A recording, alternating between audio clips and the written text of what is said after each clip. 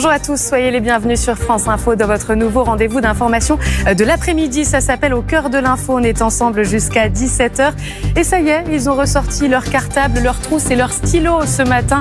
Les 12 millions d'élèves en France ont repris le chemin de l'école. Des annonces aussi en cette rentrée et des questions nombreuses pour l'éducation nationale. Gabriel Attal, après l'interdiction de l'abaya, a éventuellement parlé d'un uniforme. Il y reviendra à l'automne. On en parlera avec nos invités vers 14h10. Mais d'abord, c'est l'heure du journal de Martin Baumer.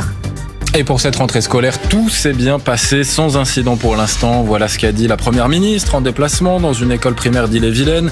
Elle parle évidemment des nouvelles règles sur le port de vêtements religieux. On fera un point tout à l'heure, ce sera avec le recteur d'Île-de-France et on vous donnera aussi toutes les nouveautés à retenir sur ce retour à l'école.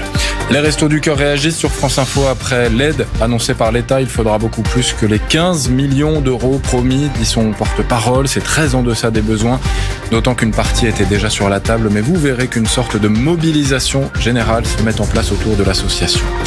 Et puis ce lundi, c'est aussi la rentrée du soleil et du mercure. Les températures dépassent les 30 degrés sur la quasi-totalité de l'Hexagone. Météo France prévient que la séquence de chaleur risque d'être inédite pour la période. Il faudra être vigilant, notamment en Nouvelle-Aquitaine, où ça devrait là monter jusqu'à 40.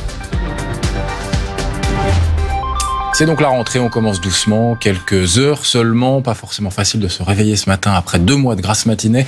Heureusement, pour compenser, il y a les petits bonheurs de la rentrée, retrouver les copains par exemple, et parfois s'en faire de nouveaux. Exemple dans une classe de CP à Plaisance-du-Touche, c'est en Haute-Garonne, avec Isabelle de Lyon et François Guinle.